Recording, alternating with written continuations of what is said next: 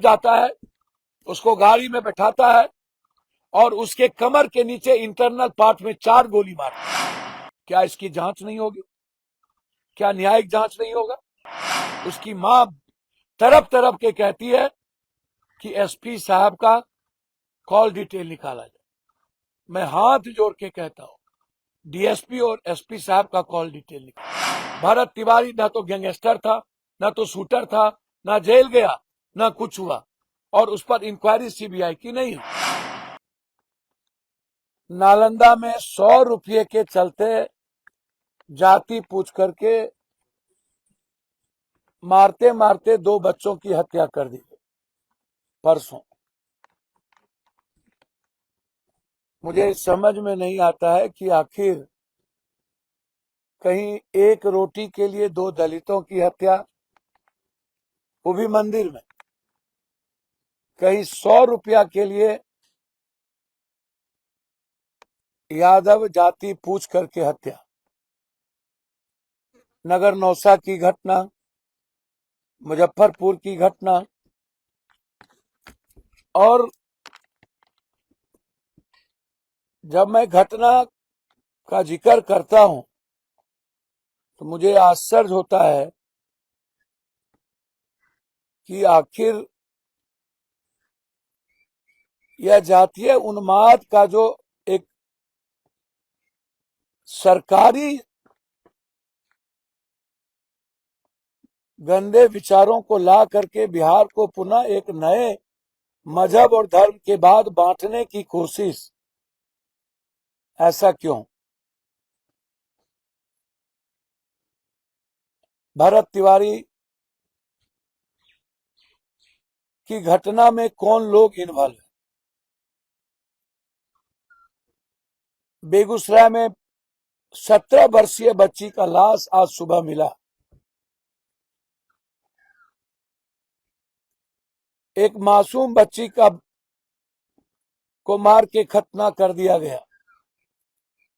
सहरसा में पढ़ रहे एक बच्चे, CTET के बच्चे थे, 27 वर्षीय सुशील कुमार, जिसको उनके ही लॉज में मार के खत्म कर दिया गया।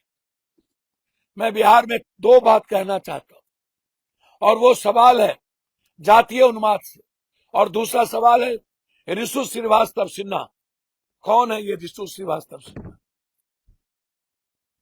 जिसने अरबों लूटा? सरकार ने चार्जशीट देकर आनंद किशोर, संतोष मल, धर्मेंद्र सिंह, अभिलाषा शर्मा, जोगेश, सारे आईएएस को क्लीन चिट दे दी। क्यों? कौन कौन लोग थे जब नगर निगम के मंत्री थे? क्या नितिन नवीन जी, आज आप भाजपा के राष्ट्रीय अध्यक्ष, आप भी थे, आप तो ईमानदार होंगे, फिर डर किस बात की? जांच होने दीजिए। वर्तमान मुख्यमंत्री सम्राट चौधरी जी भी नगर निगम के मिनिस्टर थे। आप तो भ्रष्टाचार मिटाना चाहते थे, आपको पता नहीं, कोई किताब तो आप पढ़े नहीं। किस किताब में आपने भ्रष्टाचार की लकीर पढ़ने की कोशिश की? मैं आपसे पूछना चाहता हूं, जब आप मंत्री थे तब आपने फाइल पर शायद सिग्नेचर नहीं किया होगा, फिर किस बात का डर? विपक्ष के नेता मौन है क्योंकि तेजस्वी यादव जी खुद नगर निगम के मंत्री थे। जब 2 बार मेडिकल का टेंडर हुआ था मुंगेर और आरा का, उस वक्त तेजस्वी यादव जी स्वास्थ्य मंत्री थे। यही ऋषु सिन्हा श्रीवास्तव लगभग उस दोनों टेंडर के लिए 18 करोड़ रुपया बंबई के एक दलाल के माध्यम से और 3 लड़कियों की खूबसूरत अय्यासी बंबई के 7 स्टार में, और फिर इंडिगो फ्लाइट से बंबई से एक बड़ी खूबसूरत 2 लड़कियों को पटना लाना और 7 दिनों तक सारे नेताओं को परोस के ऐशो आराम की जिंदगी जीना, क्या खूबसूरत पल होगा जब एक तरफ 18 करोड़ रुपया और दूसरी तरफ तराशी हुई वह खूबसूरत बालाएं जो हिंदुस्तान के नेताओं के लिए परोसा जाता, और पूरा देश मौन रह जाता है। नेता को अय्याशी करने की पूरी आजादी मिली हुई, तुम करो। तुम एप्स्टीन के 4 साल बच्चियों के साथ बलात्कार करो, बच्चियों के साथ मजे लो, तेल छीट करके और गर्म पानी के साथ 6 साल बच्चियों के साथ तुम ऐशो आराम की जिंदगी और उसके बाद भूज के खाते रहो। पूरी दुनिया तुमको स्वीकार करती रहेगी, क्योंकि सब के सब लुटेरे हैं। गरीब को छोड़ दीजिए तो सब के सब दलाल हैं।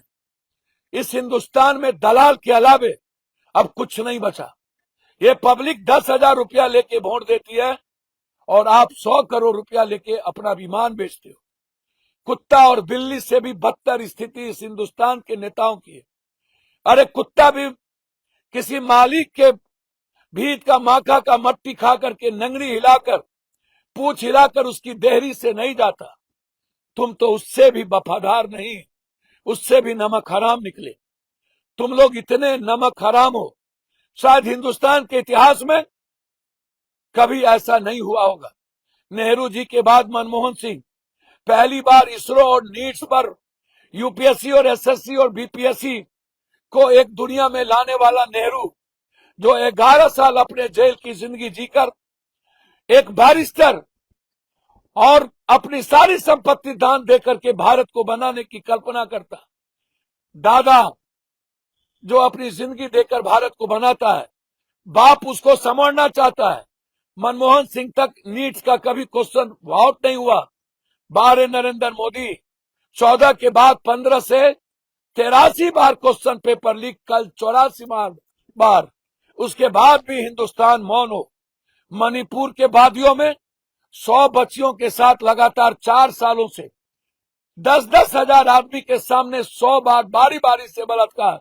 हिंदुस्तान मौन हो जाए। लगातार बेगूसराय में बींद की बेटी के साथ कभी 3 महीना पहले कुछ मनचले और क्रिमिनल के द्वारा बलात्कार किया जाता है, और उसके बाद थाना जाने के बाद क्या होता है, उसको बलात्कार का केस उस पर नहीं होता। 3 महीने के बाद थाना उस क्रिमिनल को बेल दे देता है। जब वो बेल से निकलता है तो फिर 6 आदमी जाकर बाप के सामने, पति के सामने उस पत्नी को बारी बारी से नंगा करके बलात्कार किया जाता है। उसके स्तन को चीर दिए जाते और पूरा का पूरा बिहार और समाज मौन हो जाता। कब कब कब और क्यों? मेरा सवाल ऋषु सिन्हा श्रीवास्तव को लेकर, मैं सुप्रीम कोर्ट जाऊंगा, मैंने निर्णय ले लिया। हाईकोर्ट के जज का निर्णय आता है, कोई भी यूट्यूबर इस घोटाले के खिलाफ सवाल नहीं उठाएगा। कल मेरे पास ऑर्डर आ गया, मुझे समझ में नहीं आया क्यों चैनल को प्रतिबंध लगाया गया। ईडी कुछ कहती है, ईओ कुछ कहता है। ईओ कहता है कि मेरे जांच में हमने क्लीन चिट दे दिया। ऋषु सिन्हा श्रीवास्तव को 5 दिन आपने रिमांड पे लिया, उसको एसी में रखा, क्योंकि जो आज जेल के आईजी हैं उसी ऋषु सिन्हा श्रीवास्तव के बड़े अबलदार हैं।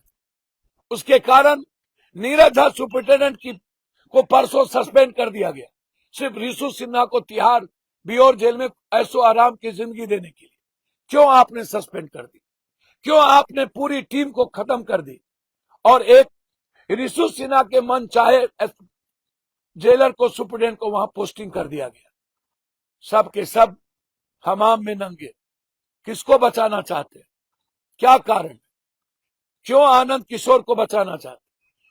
कितने किन किन अफसर विदेश जाकर एक दूसरे के बीवी के साथ किट्टी पार्टी खेलकर ऐशो आराम की जिंदगी जिया, जिसके बारे में मैं 2 बार बोल चुका हूं।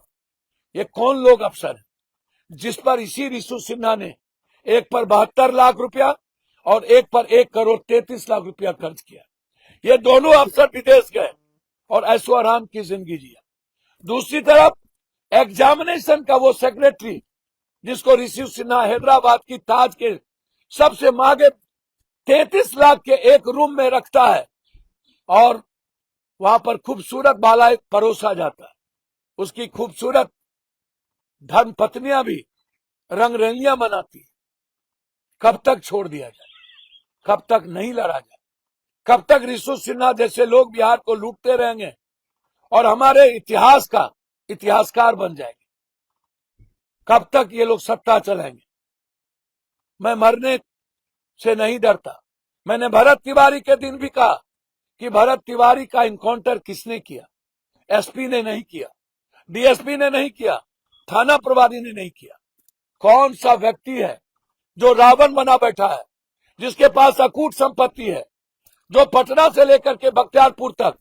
कौन था वो संजय डीएम जो आज उड़ीसा में है, जिसके माँ बाप के नाम से जमीन है और पूरा का पूरा सैलो बना हुआ है, जहां से दो व्यक्ति को 4 करोड़ रुपया मंथली आता है?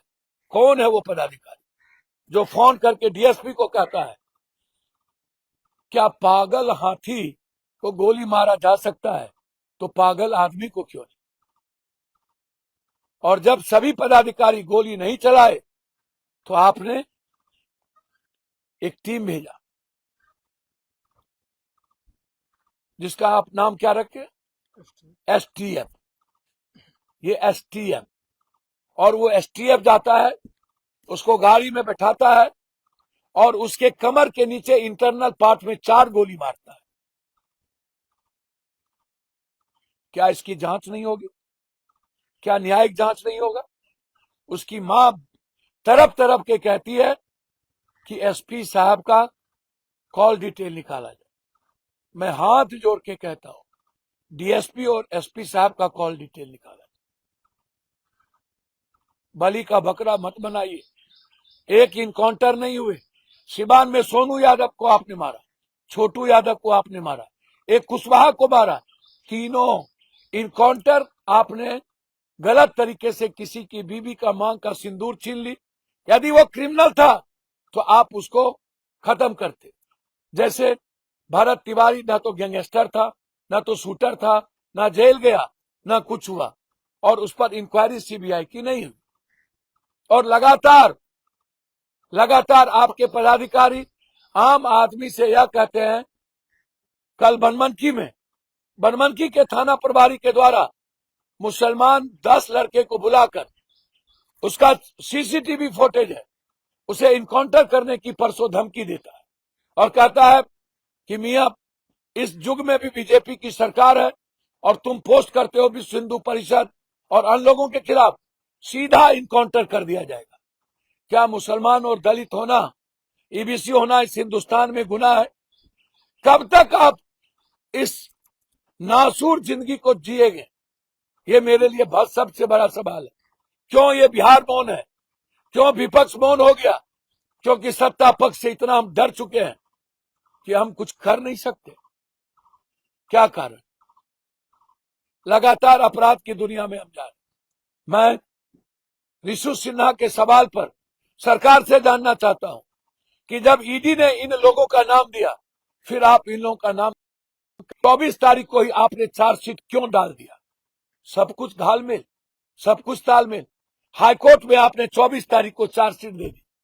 क्या आप रिशु सिन्हा को बेल देने की पूरी तैयारी कर लिए और सारे पदाधिकारी को आपने बिहार में घोटालेबाज को खत्म कर दिया?